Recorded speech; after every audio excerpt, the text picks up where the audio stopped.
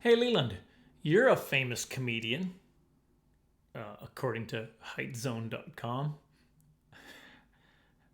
And you've got a net worth of what? $8 million? Dollars, according to networthpost.org? Well, yeah, I'm wealthy. I'm wealthy like crazy. That's why I shoot these videos on my laptop camera and I edit it on iMovie because I've got tons of money. I'm having trouble hearing you. You know what the internet needs? The internet needs an app that is like a truth detector, artificial intelligence, some AI kind of stuff that's like, boom, wrong, right, and just in fact it finds the truth. So you, when you're searching for stuff, you don't you don't have. I might invest in that. I mean, I got 8 million kicking around. The lie detector determined that was a lie. Anyway, Leland, you're famous and wealthy. You must have gone to gigs in helicopters. The helicopter into a gig to do some stand-up? No, surprisingly, but I have some experience in a helicopter. And that's what we're talking about today. That was the longest intro ever. I used to find you amusing. Here it is, helicopters. It was all the helicoptering I did. Helicoptering. That's how you know I'm a pro with the helicopter. I say helicoptering. That's how you know this guy's probably done a lot of it because he's using terminology I've never even heard of before. So here's how you know I've done a lot of helicoptering. I tree planted in BC every summer, and it's piecework, which means you get paid per tree that you plant or per hectare. I talked a little bit about it when I was talking about the bear story. We didn't watch it, we didn't hear it, and we didn't talk about it. I tree planted, never got a good bear story, but I got a good helicopter story. Anyway, made good money. I work hard. So if it's piecework, I'm going to make sure I make a ton of money. I'm just going to pound the trees in. And so I paid for university that way. I was always decent first couple years. And then after that, I worked with a legend. So I got pretty fast. You don't want to brag about that. So this one time we were in Fort Nelson doing a really remote area. We set up camp. There weren't really roads there, so we took a roll-a-gon. I'm going to try to find a picture of a roll-a-gon and put it up. So we took a roll-a-gon, basically just a cut line that was all this muddy old cut line, and we just took a rolly. That's the short term. That's how you know I've been on roll-a-gons a lot. I say terms like rolly. Set up the camp, and that was our base of operations from there. So you're in the middle of nowhere. Here's the thing. On the map, the company we were working for, I'm not going to say their name, to get around some WCB, some Workers' Compensation Board rules, they had to be clever. Wink, wink, nudge, nudge. We had a map. There's supposed to be this creek on the map. By the creeks, we were setting up the camp. We'd have like water filtration systems, so we'd have drinkable water. We had showers set up that was plugged into it. We get there, and it's literally like this wide. And maybe it's not a creek. It's just some runoff in the middle of this road. And we're like, well, that's not going to work. So they made the decision just to fly water in. You're pampered. You're spoiled. So they had a helicopter dropping water into drinking water in these barrels. And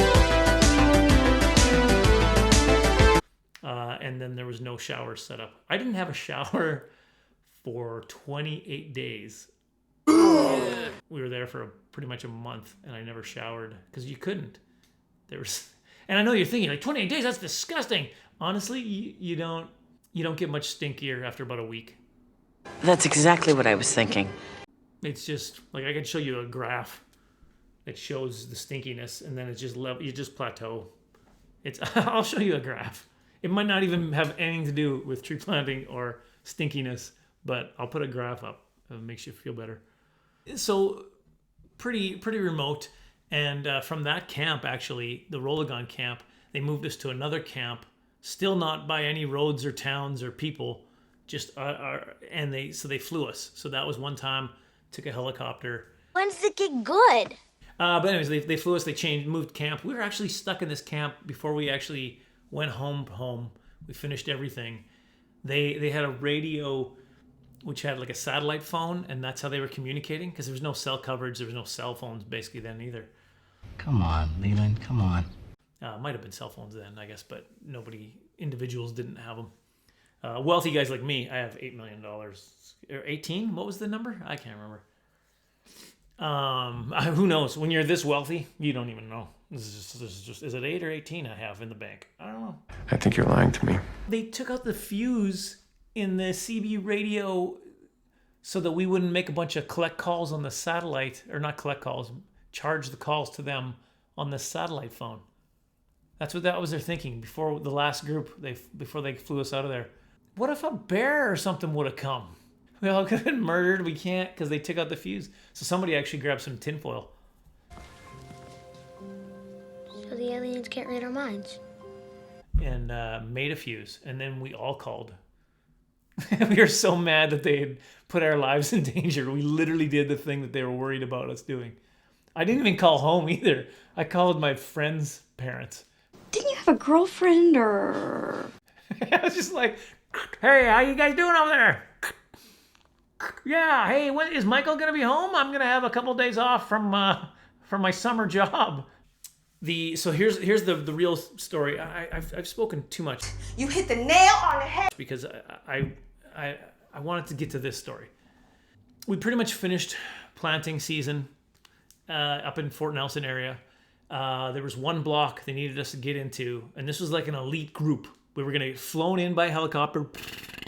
I did sound effects. Dropped in like we're Navy SEALs, and we plant this thing for a day and then fly out of there. That was the plan. I was pretty much a Navy SEAL of tree planting. It's not a thing. Not a thing. If I would have been on one of those, like a mission in the Navy SEAls, I would have been the tall, skinny guy that dies right away. There's always, every movie, got the tall guy, and he's kind of a little bit goofy, but everyone likes him. And boom, he's the first one to go. Steps on a landmine. There were no landmines, tree planting, thankfully, and so I survived. But we got flown in. It's pretty cool because you got your bags, your tree planting bags. You toss them in the compartment and your shovel in there.